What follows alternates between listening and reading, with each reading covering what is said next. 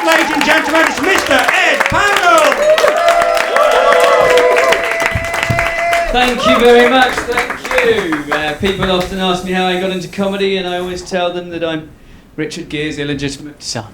But no, I see myself as a problem solver. I see myself as a problem solver in the workplace, which dovetails nicely with the theme of the show, obviously, which is problems at work. If you ever find yourself using the phrase dovetails without irony, as I just have, then you have been sucking at the corporate teat too long, as I have. But no, I see myself as a problem solver by way of example. I solved the Mexican wall crisis.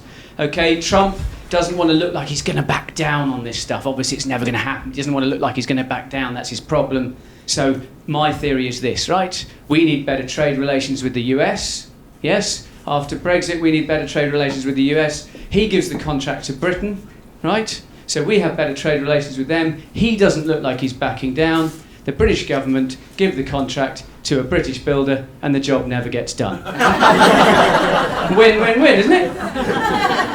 Yeah, so I'm on that sort of global level of problem solving. That's where I am, that sort of level. So that's the kind of, so I feel like I'm qualified to pass on some career advice to you, okay? This isn't a statement of arrogance, this is just that I'm a bit older and I've been through a few things. Now the first thing obviously is the CV, isn't it? The CV. Now obviously lying on the CV is mandatory, it's part of the game, it's how it works. But don't go too far, as I've done over the years, right? By way of example, my first job was working in a coffee shop, right?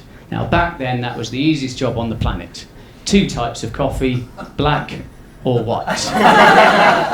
Now working in a coffee shop's like rocket science, isn't it? There's rocket scientists out there, I don't do that shit anymore. I work in Costas, it's more of a challenge. There are 12 types of milk in Costas, right? 12 types. Impossible, isn't it? But obviously back in the early 90s, I did black or white, walk in the park, I needed to beef my CV up. I couldn't just I put the kettle on, right? So I went with creator and purveyor of a performance-enhancing liquor integral to the British population in the workplace. Not a total lie, an exaggeration, sure, but not a total lie. But I didn't stop there, did I? I didn't stop there. I went, and thus I was directly responsible for the economic boom of the early 1990s. That was a lie. And I think that's where I went wrong, because my next job was handing out the metro at Charing Cross Tube Station, okay?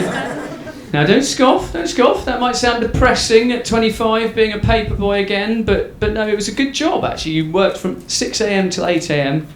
and you got 40 quid. 2 hours work, handing out the paper, got 40 quid. And bear in mind this is 1999, so back then 40 quid was like the equivalent of 40 pounds in today's money. So it's good cash, good cash.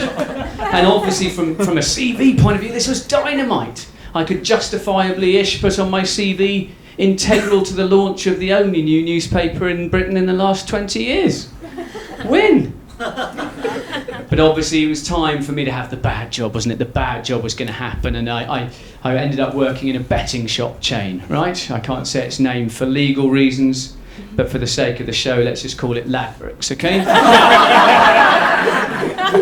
Now, for those of you under 30, back in my day, betting shops are essentially toilets for the homeless with tills at the back, okay? And so I was working at this toilet for the homeless with a till at the back, and it was in Putney, right? Nice area. And it wasn't all bad, because next door there was a greengrocer's. Old-fashioned greengrocer, nothing special in that, but it was the greengrocer that Yasmin Le Bon used to buy her fruit and veg from, right? Now, for those of you under 30, again, Yasmin Le Bon was the original supermodel, a sublimely beautiful woman, and I would see her about twice a week before I set up the shop, okay?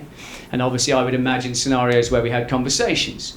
I'd also imagine lots of other scenarios, but for the sake of this story, let's just stick with the conversational one. So I was in Ladbrokes, at the back of the shop making tea, and I looked down next to the kettle and I saw something that made me realise instantly that I had to resign, okay?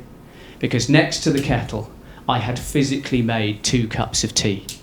One for myself and one for Yasmin Le Bon. Right? So lie on your CV by all means, but remember this: it might drive you to making real tea for mythical supermodel friends of yours. Okay? I'll leave you with this last piece of advice from me. If you're ever in trouble at work, this works every time, right? Whatever you do, if you're wanking at the desk, anything, this will get you out of trouble. Absolutely every time. In every single, so just as long as you're around, point out to HR that they are the only part of any business, firm, company across the planet that provide nothing to the bottom line of that company, okay? They do absolutely nothing. The only department in any company that provide nothing to the bottom line.